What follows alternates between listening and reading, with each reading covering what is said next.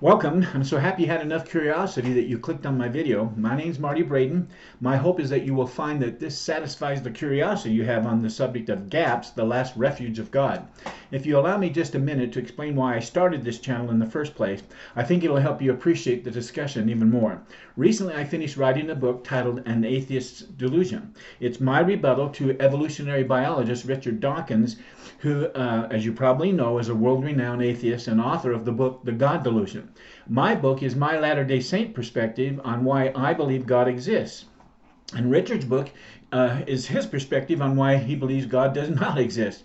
After publishing my book, I made the decision to do short video reviews just like this one so I can cover all the arguments Richard makes in his anti-theist, anti-Christ book.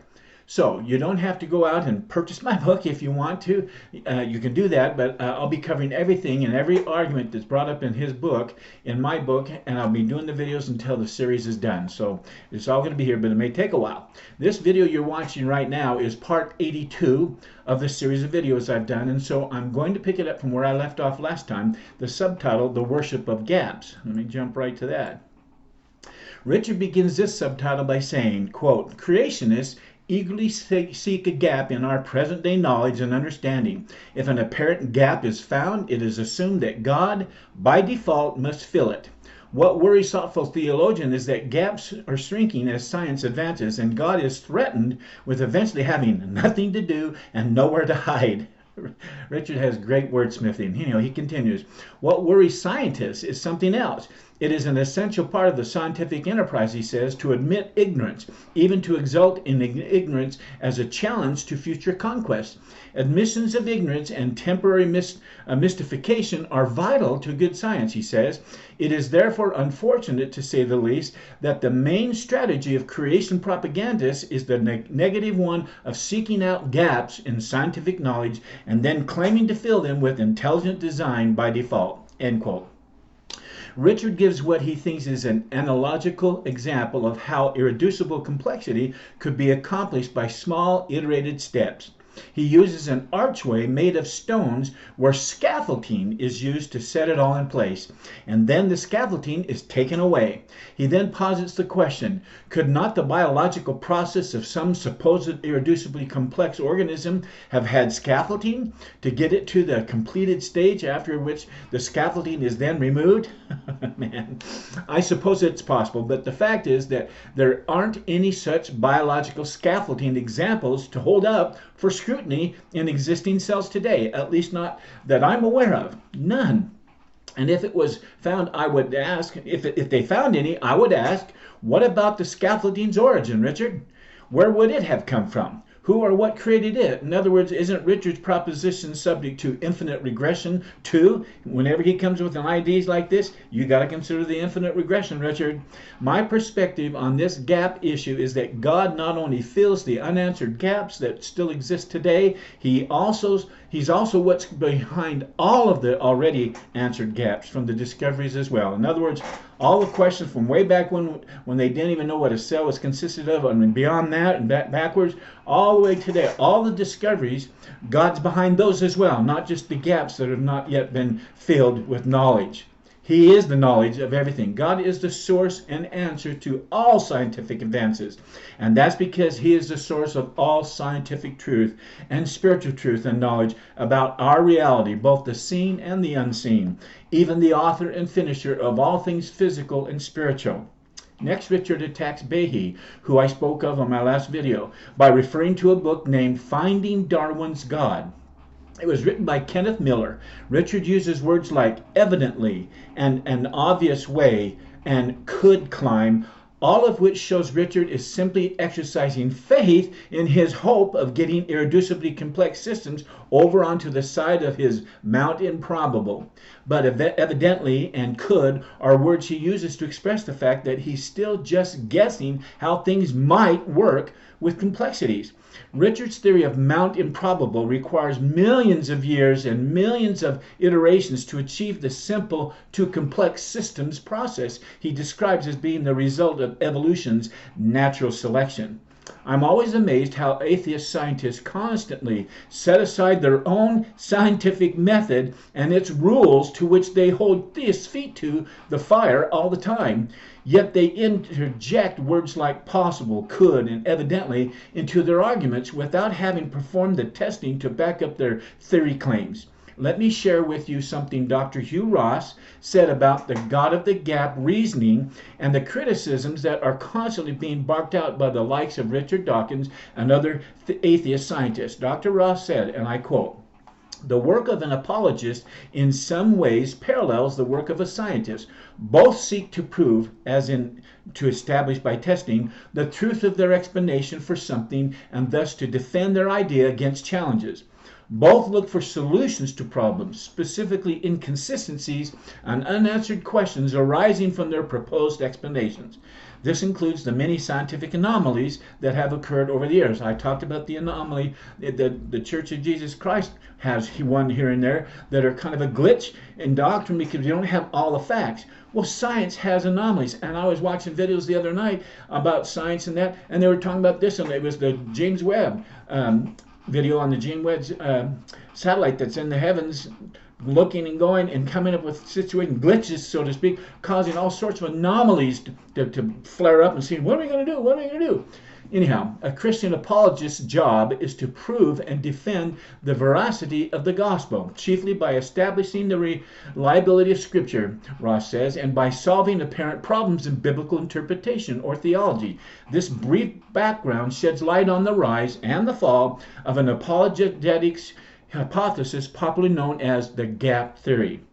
When science is unable to explain how the universe came into being or how life originated on earth, most Christian apologists immediately jump into the point to point to God as the causal explanation for these big questions, these gaps. Upon suggesting this God of the gap solution, the skeptics immediately accuse the Christian apologist of oversimplifying the science by giving these gaps in science a name: God. Having no adequate explanation themselves, says the atheist, they simply appeal to God as being the causal cause in the causal chain. The atheist naturalist, a person who believes that the physical cosmos is the ultimate reality of everything, assumes that given enough time, scientific exploration will one day discover the naturalistic explanation to everything, which would be the theory of everything, would it not? But it's currently inexplicable. I guess one could call this, I put this in there, I guess you could call this naturalism of the gaps. Just kidding, just being fun. Regardless of the course taken by naturalists, most sophisticated Christian theists refrain from dependence on a God of the gaps form of reasoning. Rather, Christian scholars tend to appeal to God as an inference to the best explanation. In other words, the highest percentage of probability inferring God's existence.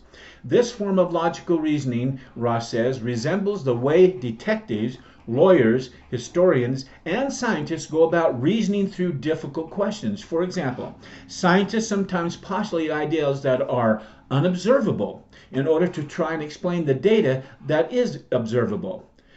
That's just, as I said, what Richard just said. Consider how they view dark matter and dark energy. They don't know it. They can't see it. It's not observable, but they see the math of it, the chemicals they think. And anyhow, I suggest that you watch the YouTube video titled Genesis Impact. Just go type in Genesis Impact. The full movie shows how far scientists will go, some scientists, not all, how far scientists will go in the way of promoting unverified evidence in an effort to try and prove their theory of evolution. Dr. Hugh Ross continues, informed Christian thinkers do not naively assume divine activity or divine intervention as the explanation for whatever humans have not yet found evidence for the unexplainable. They offer their best theories for life's unexplainable realities. For me, inference to the best explanation, he calls it abduction, serves as the most powerful and cogent approach to explaining reality. End quote. Once again, Richard reverts to sarcasm in describing such statements made by the likes of Dr. Ross, which I just read to you.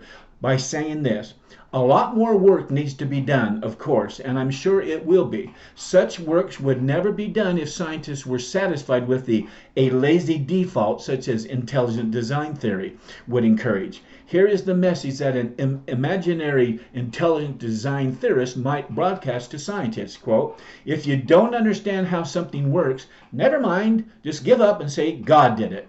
Please don't go to work on the problem, just give up and appeal to God.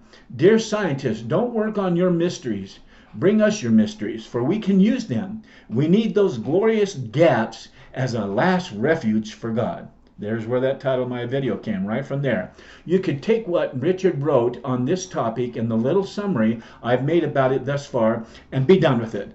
But I would encourage you to consider that in addition to reading the rest of my book or watching these videos as I get them all done, and also read Stephen Meyer's book, Signature in the Cell, and review the research he's been doing and has done regarding intelligent design that came out well after Darwin's and Richard's books were published. In addition, if you would like to know even more about the court case that was held in 2010 regarding a group of creationists desiring that a course on intelligent design be allowed to be taught in a Pennsylvania school as a science course, you can access it by doing a search for, here it is, Judge Rejects Teaching Intelligent Design by Lori Goodstein. Here's some excerpts from it. Harrisburg, Pennsylvania, December 21, 2010. A federal judge ruled on Tuesday that it was unconstitutional, of all things, for a Pennsylvania school district to present intelligent design as an alternative to evolution in high school biology courses because it is a religious viewpoint that advances a particular version of Christianity, and therefore it is not a scientific view. Really? It's not a scientific view? Didn't Richard want to make this God question a scientific research question? In the nation's first case to test the legal merits of intelligent design, the judge, John E. Jones III, issued a broad, stinging rebuke to its advocates and provided strong support for scientists who have fought to bar intelligent design from the science curriculum. Do you find it interesting, like I do, that this particular subtitle's topic stirs such vitriol towards those who simply want to posit an alternative theory or viewpoint to the now questionable Darwin's theory of evolution and its tenet of natural selection? I would ask you, who of these groups seems to be the more scared or anxious to you, the atheists or the theists?